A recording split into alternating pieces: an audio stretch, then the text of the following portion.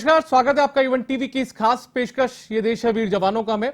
आज का दिन देश के लिहाज से कुछ खास है क्योंकि आज युवा दिवस है और युवाओं के प्रेरणा स्रोत स्वामी विवेकानंद की आज जयंती है। लिहाजा 1985 से ये देश युवा दिवस आज के दिन को मनाता है। लिहाजा आज हम बात करेंगे हमारे इस खास कार्यक्रम में कि आखिर युवाओं के सामने क्या चुनौतियां भी फिलहाल है, युवा किस तरीके से लगातार भटक रहे हैं और उसके बाद में उनके लिए सही दिशा आखिर क्या है, और इन तमाम मुद्दों पर आज हम चर्चा करेंगे। हमारे साथ में कुछ खास मेहमान भी हमारे शो में जुड़े हैं और हमारे साथ में जुड़ी हुई है सौम्या काबरा जो कि इंटरप्रेन्योर है। और इनके बारे में यदि मैं आपको बताऊं तो इन्होंने कोविड के दौर में एक कंपनी शुरू की थी महज कुछ राशि से और अब उसे ये ले जाकर करीब 10 करोड़ तक ले जा चुकी हैं। हमारे साथ में दूसरे हमारे जो गेस्ट हैं वो जुड़े हैं जितेंद्र भाटी जो कि राजस्थान पुलिस में आरपीएस अधिकारी हैं और इसके अलावा एशियन गेम्स में 2018 में इन्होंने सिल्वर मेडल यहां पर जीता था। इसके अलावा हमारे साथ में जुड़ेंगे रविंद्र उपाध्याय जो कि प्लेबैक सिंगर है। और इन तीनों मेहमानों का हम यहाँ पर स्वागत करते हैं। आप लोगों का बहुत बहुत स्वागत है आज के इस खास कार्यक्रम में। सबसे पहले मैं जितेंद्र भाटी जी आपका रुख करना चाहूंगा। लगातार जिस तरीके से हम देख रहे हैं कि युवा जो है वो लगातार भटक रहे हैं, तो ऐसे में आज आप उन्हें क्या कहना चाहेंगे, क्या मैसेज देना चाहेंगे युवा दिवस के मौके पर? सबसे पहले मैं आपको बहुत बहुत धन्यवाद करना चाहता हूँ अपने इवेंट के। मैं युवाओं को ये मैसेज देना चाहता हूँ कि आप ज़्यादा से ज़्यादा स्पोर्ट्स की तरफ या फिर आप एजुकेशन की तरफ या फिर उस पर ध्यान दें। आजकल एक युवा काफ़ी युवा नशे की तरफ बढ़ते जा रहे हैं, तो वो चीज़ आप बंद करके और खेलों पे, और आज का जो टाइम है वो खेलों का टाइम है। यदि आप इसमें ज़्यादा एफर्ट लगाते हैं और इसमें मेहनत करते हैं तो निश्चित ही आप अपना कैरियर सुधार सकते हैं। आपने जब शुरुआत की होगी तो आपने भी खेलों की शुरुआत बहुत कम उम्र में कर दी होगी, तो उस समय कितनी दिक्कतों का सामना आपको करना पड़ा होगा? वैसे मेरा बेसिकली मैं बाड़मेर के एक छोटे से गांव से आता हूं, तो मुझे भी स्ट्रगल तो काफ़ी करना पड़ा, पर एटलीस्ट यदि आप एक टारगेट बना के उसकी तरफ पूरी लगन और मेहनत के साथ उसके प्रयास करते हैं तो निश्चित ही आपको सफलता जरूर मिलेगी। चलिए हम सौम्या जी का रुख करते हैं। सौम्या जी, आपसे पहले आपकी पूरी जो हिस्ट्री है वो समझना चाहेंगे, किस तरीके से आपने शुरुआत करी? मैंने कोविड से जस्ट पहले अपनी कंपनी स्टार्ट करी थी। ऑफ कोर्स कुछ पता नहीं था कि कोविड आने वाला है, क्या होगा कंपनी का। जैसे ही आया तब एक चैलेंज आया सामने कि अब क्या करना है उसका। तब मूविंग फॉरवर्ड हमको समझ आया कि अब जो सिचुएशन है उसका बेस्ट यूज करना है। Confetti gifts was started because कि मुझे लगता था कि गिफ्टिंग में आई थिंक एक स्कोप है बहुत ज्यादा, जहाँ पे आप ह्यूमन इमोशंस को लेके आगे बढ़ सकते हैं। और कोविड का ऐसा टाइम था जहाँ पे बहुत ज्यादा लोग निराश भी थे और वो लोगों से मिल नहीं पा रहे थे, सेलिब्रेट नहीं कर पा रहे थे कुछ भी। तो आई थिंक वो एक मौका को मैंने ज्यादा इंपॉर्टेंस दी और गिफ्टिंग को एक ऐसा जरिया बनाया जहाँ पे लोग एक दूसरे के साथ खुशियां बांट सकते हैं। आई थिंक वो एक मेन पर्पस था जहाँ से ये कंपनी आगे बढ़ी एंड लोगों को इसमें इंटरेस्ट भी बढ़ने लगा। सौम्या जी, एक चीज ये बताइए कि जब कोविड की शुरुआत हुई थी तब लोग मानसिक रूप से संताप में, दबाव में या परेशान होना शुरू हो गए थे। आपने इन जो एक तरीके से परेशानियां थी उनको चुनौतियां मानते हुए सफलता की तरफ आप यहाँ पर गई है, तो वो कैसा लगा आपको शुरुआत में? हाँ, चुनौतियां तो डेफिनेटली बहुत ज़्यादा थी, बट क्या होता है कि आई थिंक जब आप एक चीज़ पे बहुत ज़्यादा डेडिकेटेडली आप मेहनत करते हो और आप रुकते नहीं हो, बेसिकली वो एक बहुत ज़्यादा इंपॉर्टेंट चीज़ थी जहाँ पे आगे बढ़ते रहना, बहुत चैलेंजेस आ रहे हैं फिर भी रुकना नहीं। वो मेरे लिए सबसे बड़ी एक लर्निंग थी पूरी जर्नी के अंदर कि कुछ भी निराशा हो रही है, जैसे कोविड भी आ रहा है, लोग नहीं कुछ परचेज कर रहे, लोगों के पास कुछ खरीदने का मौका उनको समझ नहीं आ रहा। तो वो एक आई थिंक मेरे लिए सबसे ज्यादा इंपॉर्टेंट लर्निंग हो पाई जहाँ पे मैं रुकी नहीं और आगे बढ़ती रही इररिस्पेक्टिव कि कितने भी फेलियर्स आते गए। जी चलिए जितेंद्र जी, मैं आपसे ये समझना चाहूंगा कि जब आपने खेलों की शुरुआत की होगी या हॉर्स राइडिंग की शुरुआत की होगी तो क्या उम्र लगभग रही होगी आपकी? मैंने जब शुरुआत की थी घुड़सवारी की तब मेरी एज 13 ईयर थी और मैंने जूनियर कैटेगरी से प्ले करना स्टार्ट किया था। देन मैंने उसके बाद नेशनल क्वालिफाई किया और 2014 में भी मैंने एशियन गेम्स के लिए ट्रायल दिया था और उसमें मैं रिजर्व प्लेयर था। देन उससे सीख लेके मैंने कि मैं यदि रिजर्व तक आ सकता हूं तो मैं क्यों ना मेन टीम में भी खेल सकता हूं। तो इसी अपनी प्रैक्टिस और प्रशिक्षण में लगातार जारी रखा और 2018 में हम देश को रिप्रेजेंट किया एशियन गेम्स में और हम सिल्वर मेडल जीतने में सफल हुए थे। ऐसा मौका आया था कभी कि जो आप जिस दिशा में आगे जा रहे थे उससे भटकने का, कभी ऐसा लगा हो कि आप भटक रहे हैं उससे और फिर वापस संभले हो? कई बार ऐसे लगता था वो कि हम इसमें आदमी को up and down her field में आता है, पर फैमिली की तरफ से और कोच की तरफ से जो गाइडेंस और सपोर्ट मिलती है उससे आदमी वापस अपने टारगेट को लेके और उसको ध्यान पे रख के और वापस मेहनत करता है। आपको लोग भले ही मतलब जानने जो है 2018 के बाद लगे हों, लेकिन एक जो यात्रा है वो आपकी सफलता की यात्रा, वो एक काफी लंबी यहाँ पर रही होगी। उसके बाद में आपने पुलिस में भी आप पहुंचे, तो किस तरीके से उसे देखते हैं आप, अपनी पूरी जो यात्रा है उसे? मैंने जब स्टार्टिंग किया था तो मेरे पास कोई जॉब नहीं थी, मैं अपने सेल्फ उस पर किया था। इसके बाद मैंने 2010 में मैंने आर्मी की ट्राइल्स दी और उसमें मेरा सिलेक्शन हो गया। तो आर्मी की भी बहुत सपोर्ट रही मुझे इस मुकाम तक पहुंचने में। देन मेरे मामा जी भी इंटरनेशनल मेडलिस्ट है, तो उनकी भी बहुत सहयोग रहा मेरे कैरियर में। एंड देन 2018 के बाद राजस्थान पुलिस ने मुझे अपॉइंटमेंट किया है RPS 2020 में। तो मेरा यही है कि आदमी अपनी मेहनत और लगन से यदि लगा रहे तो कहीं ना कहीं सफलता उसे मिल ही जाती है। जी सुमेश जी, आप बताइए, ये जैसे जिस तरीके से जितेंद्र जी ने बताया कि मेहनत और लगन से लगे रहिए तो सफलता मिल ही जाती है, जैसा बिल्कुल ठीक बात ये है। तो आपके साथ भी ऐसा हुआ होगा कि जब आपने कंपनी शुरू की होगी, जब चुनौतियां लगी होगी आपकी कि मेरे सामने चुनौती है, एक बार लगा था कि वापस पीछे हट जाऊं?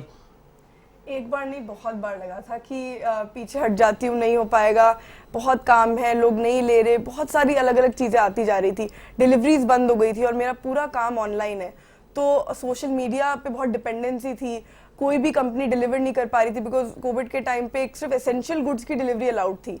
तो वो सारे चैलेंजेस को ओवरकम करना ही एक बहुत बड़ा काम था। बट आई थिंक जैसे कि उन्होंने बोला कि रुकना इज नॉट एन ऑप्शन, वो आपको कभी लेना ही नहीं चाहिए एज एन ऑप्शन। तो जो भी चैलेंजेस आते गए, फेस करते गए एंड हर दिन एक अलग अलग दिन की तरह जीते गए, तो वैसे ही हम आगे बढ़े। जी, अब आज यदि बात करें तो आज के युवाओं के सामने किस तरीके की चुनौतियां हैं जिनसे उन्हें एक तरीके से निपटना होगा? चुनौतियां हर बिजनेस की अलग है, बट आई थिंक एक ये चीज मन में नहीं बैठानी चाहिए कि आपके पास अगर एक्सपीरियंस है, बहुत ज्यादा 10 साल का एक्सपीरियंस है, 5 साल का एक्सपीरियंस है, तभी आप कुछ चालू करें।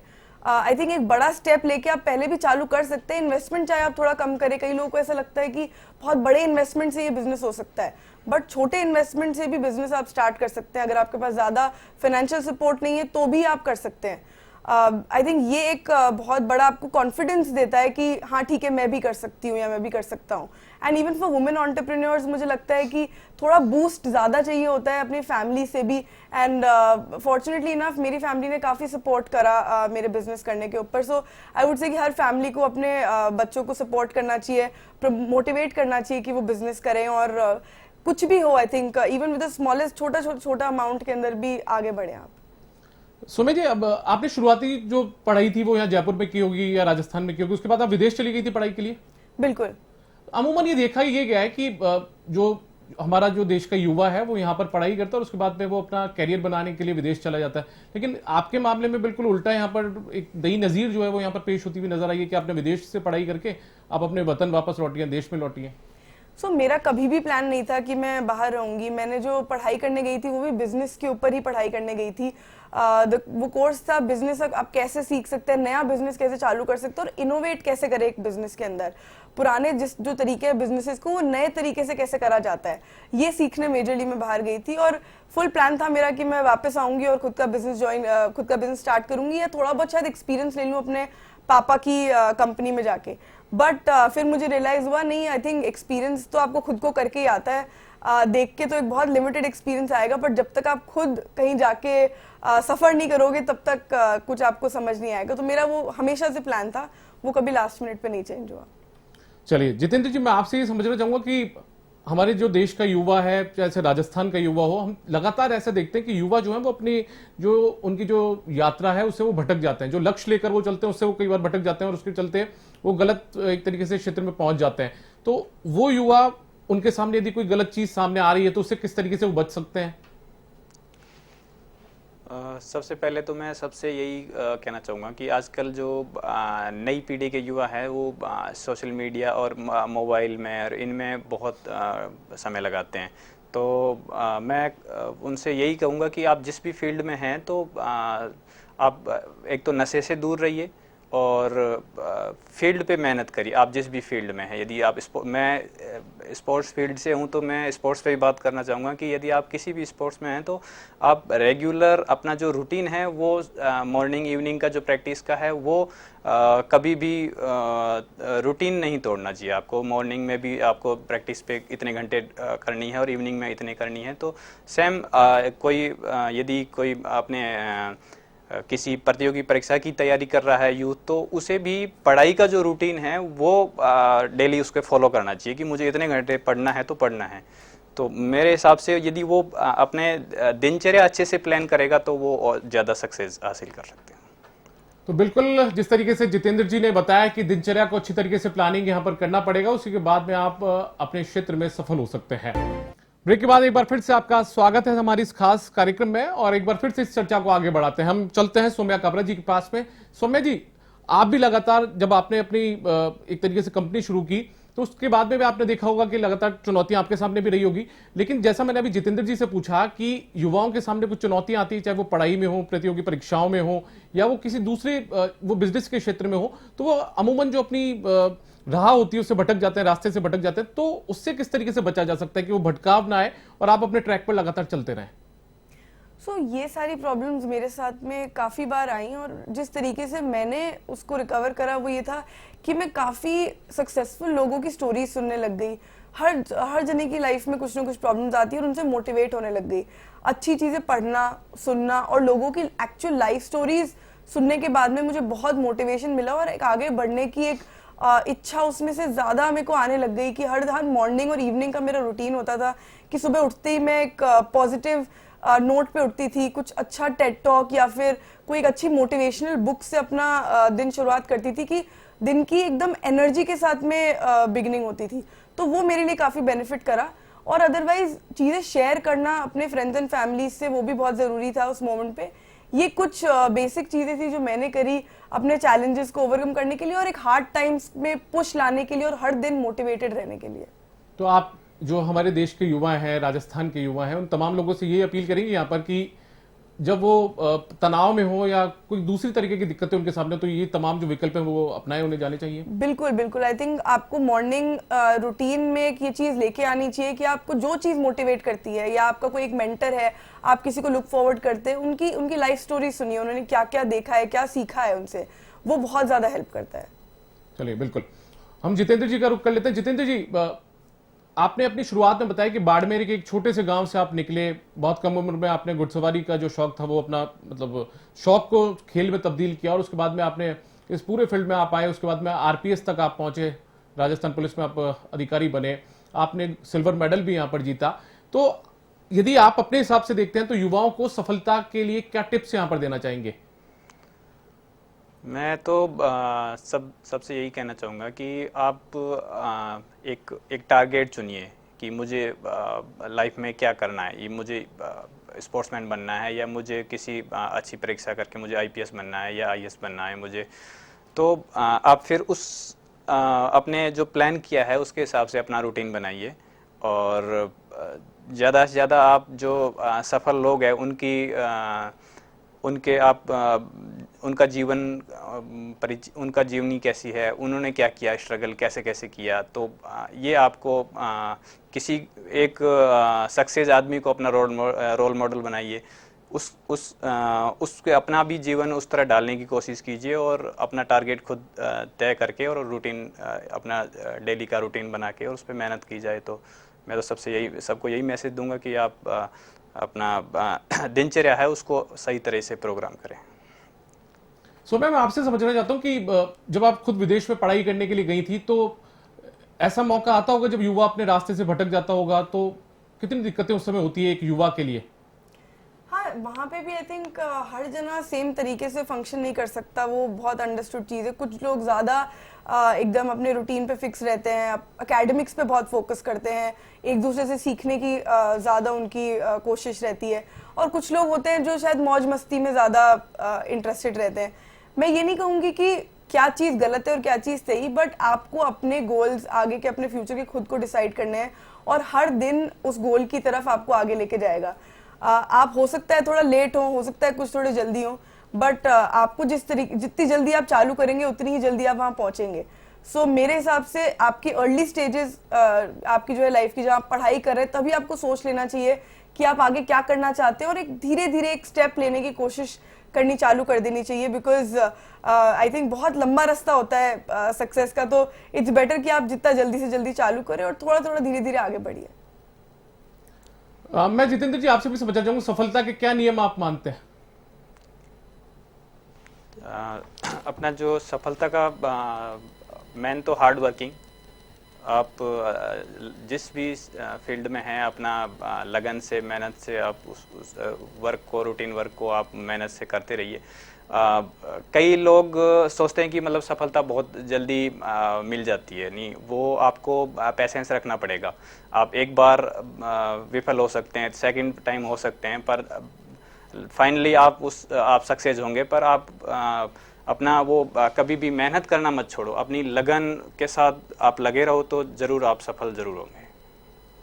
सुमेश जी ये बताइए कि हमारा देश जो है ना, अभी आज की यदि हम बात करें तो सबसे युवा देश माना जाता है, क्योंकि यहाँ पर युवाओं की संख्या सबसे ज्यादा है। माना यह भी जाता है कि पूरे देश में यदि हम यदि युवाओं की संख्या की बात करें तो उसमें हर 5वां जो युवा है वो भारतीय है। तो ऐसे में भारत के युवाओं के सामने आप क्या चुनौतियां हैं जिससे वो लड़ सकते हैं और अपनी सफलता को हासिल कर सकते हैं? चुनौतियां मेरे हिसाब से सबकी अलग अलग आती हैं, और उसी मोमेंट पे उनसे लड़ना पड़ता है। पर जितने भी युवा हैं देश में, आई थिंक हर जना इतना ज़्यादा ड्रिवन है आजकल, उनको इतना एक्सेस है सोशल मीडिया का, इंटरनेट का, कि इतना अवेयर है वो। तो उनकी चुनौतियों से ओवरकम करने के लिए उनको सिर्फ एक डेडिकेशन और मेहनत की ज़रूरत है, और बाकी रिसोर्सेज के नाम पे आई थिंक देश में इतनी चीज़ें हैं कि अब लोग जहां जाना चाहते हैं वहां जा सकते हैं। बहुत ज्यादा स्कोप है। बिल्कुल, तो बहुत ज्यादा लोगों के लिए स्कोप है, लेकिन अपने लक्ष्य को लेकर वो यहाँ से उनको लगातार यहाँ पर चलना पड़ेगा। एक बार फिर से हम जितेंद्र जी का रुख करते हैं। जितेंद्र जी, खेलों को लेकर लगातार ये दिक्कतें आती है कि युवा जो है लगातार अपनी शिक्षा की तरफ तो आगे बढ़ रहे हैं, लेकिन खेलों के प्रति उनका रुझान नहीं है। तो एक युवा के लिए खेल कितना जरूरी है? मैं यही मानता हूँ कि आप एजुकेशन के साथ साथ खेलों में भी आपका पार्टिसिपेशन ज़्यादा हो, और अपने पिछले 3-4 साल से जो गवर्नमेंट ने खेलों के ऊपर जो काम किया है वो काफ़ी सराहनीय है। अपने राज्य में अब लगभग ऐसा कोई खिलाड़ी नहीं होगा जो बेरोजगार होगा। जिसने नेशनल पार्टिसिपेट भी किया है तो गवर्नमेंट इतना सपोर्ट कर रही है उसको, कहीं ना कहीं उसको जॉब अपॉइंटमेंट दे रही है। तो मैं भी युवाओं से यही अपील करना चाहूँगा कि आप पढ़ाई की तरह और बाकी क्षेत्र की तरह खेलों में भी रुचि बढ़ाइए, और खेलों में भी अपना कैरियर बना सकते हैं। तो सबसे और अपने तो खेलों में पिछले हम देखें तो 7-8 साल से तो अपने ओलंपिक में भी काफ़ी अच्छे, और कॉमनवेल्थ और एशियन गेम्स में तो काफ़ी पदकों की संख्या भी बढ़ी है। तो कहीं ये तो नहीं है कि अब युवा आ नहीं रहे, कहीं ना कहीं युवा अभी खेलों की तरफ भी बहुत रुचि ले रहे हैं, पर इसे और भी हम और अच्छा बना सकते हैं। और युवा यदि खेलों को भी डेडिकेट होकर इसकी तरफ ज़्यादा लगन और मेहनत से खेलों में इन्वॉल्व होंगे तो निश्चित ही हम एक सबसे टॉप कंट्री भी खेलों में बन सकते हैं। बिल्कुल, खेलों की तरफ भी युवाओं को ध्यान यहाँ पर देना होगा। सुमेश जी, मैं आपसे एक कमेंट और चाहूंगा यहाँ पर कि सरकार स्तर पे, यदि सरकारी स्तर पर हम देखें तो क्या प्रावधान और होने चाहिए जिससे हमारे देश का युवा जो है वो और आगे आ सकता है, अपने लक्ष्यों को हासिल कर सकता है, सफलता को हासिल कर सकता है? मैंने देखा है जहाँ पे भी मैं कोई एंटरप्रेन्योरल फोरम्स में जाती हूँ या कोई भी ऐसी ऑर्गेनाइजेशन में जाती हूँ जहाँ पे सारे फाउंडर्स हैं जिन्होंने कंपनी नई स्टार्ट करी है, मैं देखती हूँ हमेशा वुमेन कंट्रीब्यूशन बहुत लिमिटेड रहता है वहाँ पे। अगर मतलब लेट्स से 10% तक वुमेन रहती है मैक्सिमम। सो मैं मोटिवेट आई थिंक उस पॉइंट ऑफ व्यू से चाहती हूँ इन गवर्नमेंट के सेंस से कि वुमेन को और थोड़ी सब्सिडीज दी जाए जहाँ पे वो थोड़ी और मोटिवेट हो to actually move forward and start अपने नए बिजनेसेस। वो पता नहीं, आई थिंक मैं बहुत लिमिटेड देखती हूँ, शायद फैमिली सपोर्ट नहीं मिल पाता, तो I think government support can definitely help उस सिचुएशन के अंदर, और उसमें ज़्यादा स्कोप है बिकॉज मैंने देखा है बहुत डेडिकेटेडली, इवन मेरे ऑफिस में 80% वुमेन स्टाफ है, तो वो इतना डेडिकेटेडली काम करती हैं कि मतलब उसमें सक्सेस की डेफिनेटली पूरे चांसेस हैं। सो मैं ये चाहती हूँ कि और वुमेन एंटरप्रेन्योर्स को मोटिवेट किया जाए जिस भी तरीके से हो पाए वो, ताकि उनको थोड़ा और आगे बढ़ने की पूरी उनको जिज्ञासा उस चीज़ के अंदर। तो आप मानती हैं कि जो युवा हैं वो अपनी सफलता जो हासिल करना चाहते हैं उसमें महिलाओं को या जो खासतौर पर जो लड़कियां उन्हें काफी दिक्कतों का सामना करना पड़ता है? हाँ, काफ़ी चैलेंजेस आते हैं बिकॉज उनसे एक्सपेक्टेशंस बहुत मल्टीफोल्ड होती हैं, अलग अलग डायरेक्शन के अंदर, घर पे भी थोड़ी एक्सपेक्टेशंस है, और ये एक बहुत स्टैंडर्ड वे नहीं है जहाँ पे कि हर दिन कोई काम पे जा रहा है, इतना डेडिकेटेडली काम पे जा रहा है। आजकल लड़कियाँ सब काम करती हैं, बट कितना काम एक्सपेक्टेड है और कितना काम वो कर सकती है सुबह से शाम अगर वो लगी रहे तो बहुत क्वेश्चनिंग भी हो जाती है कभी कभी। सो वो डेडिकेशन के साथ में जो काम कर पाए, वो चैलेंजेस थोड़ा दूर करके अपने काम को एक्चुअली उतनी इंपॉर्टेंस दी जाए जितनी आप फैमिली, फ्रेंड्स और बाकी चीजों को देते हो, तो आई थिंक काफी ज्यादा स्कोप है उसमें। चलिए, आप दोनों का बहुत बहुत शुक्रिया, सौम्या जी और साथ में जितेंद्र जी, आप दोनों हमारे साथ जुड़े, हमारे स्टूडियो तक आए, आप लोगों का बहुत बहुत शुक्रिया। तो हमारे साथ हमारे दो खास मेहमान जुड़े हुए थे, जितेंद्र सिंह भाटी और सौम्या काबरा, जो कि बता रहे थे कि युवा दिवस के मौके पर उन्होंने क्या क्या अचीवमेंट हासिल किए और उन्होंने युवाओं को लेकर कुछ संदेश भी